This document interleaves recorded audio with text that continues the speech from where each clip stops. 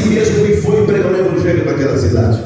Quantos nós, nos primeiros desafios, diante da grandiosidade dos desafios de Deus, trememos na base, voltamos para trás e fazemos como fez o povo de Israel? Não, assim não, os muros são muito grandes, os gigantes são muito grandes, eu sou igual ao gafanhoto. Ninguém falou para eles que eles eram gafanhotos, eles se sentiram assim. E infelizmente existem muitos crentes dessa maneira, se sente pequeno diante das dificuldades, se sente impotente, se sente uma pessoa incapaz, e permite que esses sentimentos venham inibir as suas decisões, a sua capacidade de conquistar, de lutar, de avançar, de progredir. Você é pequeno na realidade, mas o Deus que você serve é grande. Você sabe disso?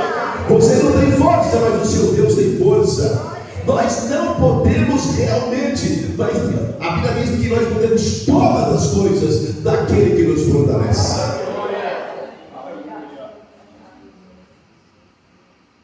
E ele escreve isso aqui, aliás, capítulo 18, a chegada dele em Corinto.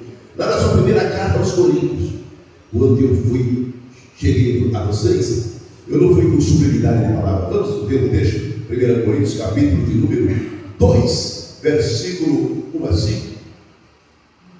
Vamos entender realmente como esse homem chega nessa cidade. 1 Coríntios, capítulo de número 2, versículo 1 a 5. E eu, irmãos, quando fui ter convosco, anunciando-vos o testemunho de Deus, eu não fui com sublimidade de palavras ou santa sabedoria, porque eu já tinha se decepcionado lá em Atenas, porque nada me propus saber entre vocês senão Jesus Cristo e esse crucificado.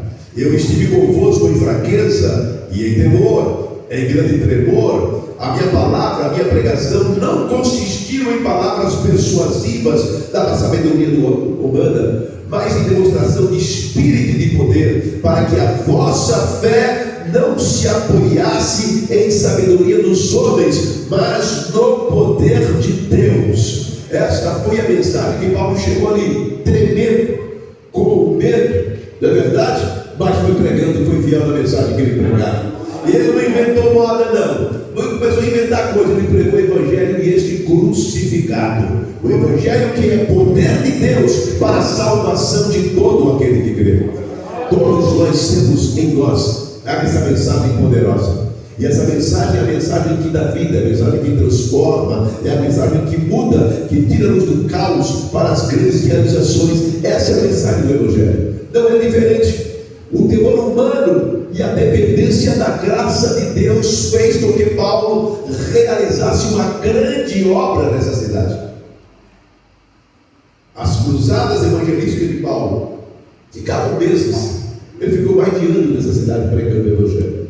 E a lição diz assim: olha, o apóstolo traz consigo as marcas das perseguições sofridas em Filipos, Tessalônica e Bereia. Isso tem Atos 16, Atos 17, além da constante preocupação pastoral com igrejas já fundadas.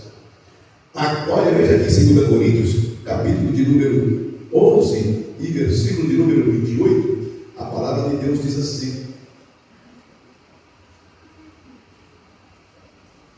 ele mostra aqui os seus sofrimentos, as suas dificuldades, nesse capítulo, do versículo 16 em diante, ele fala os sofrimentos de Paulo por amor ao Evangelho. Mas eu vou começar aqui no 26, em viagem muitas das vezes, em perigos de salteadores, em perigos da minha nação, em perigos dos gentios, em perigos da cidade, em perigos do deserto, em perigos do mar, em perigo entre os falsos irmãos, em trabalhos e fadigas, em vigílias, muitas das vezes fome, sede, jejum, muitas das vezes em frio, nudez, além das coisas exteriores, me oprime cada dia o cuidado de todas as igrejas. Então você vê que a vida desse homem é uma vida totalmente envolvida numa batalha espiritual muito grande. Não é verdade? Em problemas físicos, em problemas sociais, em perseguições, e ainda para a somatória de tudo, ele fala que o que preocupava eram as igrejas que ele tinha fundado. Era essa vida. Ele chega em Corinto dessa maneira. toda essa bagagem de problemas e dificuldades, além da constante preocupação pastoral com as igrejas já fundadas, a grandiosidade econômica de Corinto contrastava com a sua profunda degradação espiritual, identificando o peso emocional da missão.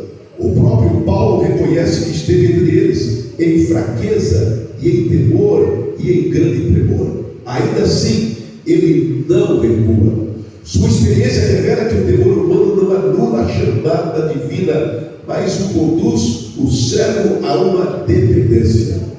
Não é errado, não é vergonhoso o homem de Deus, a mulher de Deus, ter medo, sentir-se pequeno, porque na verdade somos pequenos, sentir-nos incapazes, porque na verdade a nossa capacidade vem de Deus. O que é feio é o grande ser covarde, porque ter medo é uma coisa, o covarde é aquele que deixa o medo tomar conta da sua vida e volta para trás, e não avança, e não realiza. Isso é difícil.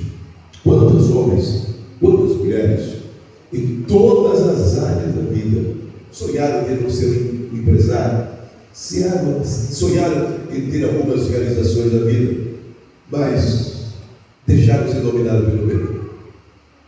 E a covardia solapou, arrancou, destruiu desta vida os melhores sonhos. Quantos homens que tiveram chamadas para o ministério optaram por outras coisas da vida, ao ponto de cair naquilo que Jesus não caiu. Tirou toda a riqueza do mundo, se você prostrar e me adorar, preferindo adorar Satanás a ganhar as riquezas do mundo do que ser fiel a Deus e a uma chamada que Deus lhe deu. Eu conheço muitas pessoas assim, estão desfrutando das riquezas, das coisas do mundo e pouco se preocupam com o reino de Deus.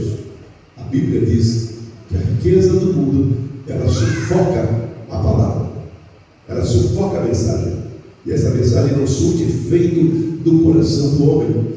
As pessoas que, quando enfrentaram o primeiro problema, a primeira dificuldade, correram para trás.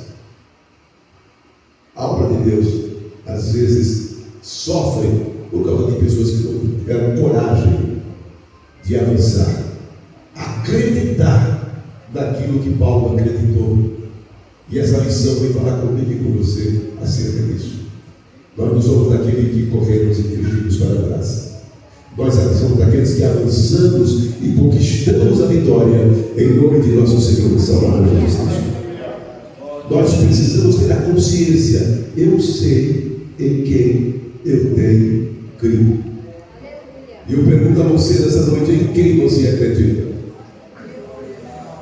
Você conhece o Deus que você aceitou? Você acredita nesse Jesus que você abraçou? Você crê no poder dele? Ele é o Senhor da sua vida. É Ele que realmente cuida de você. Paulo tinha todos esses dilemas diante dele, uma cidade totalmente riquíssima. Como é que esse povo vai dar lugar ao Evangelho? O início do ministério e a oposição da sinagoga.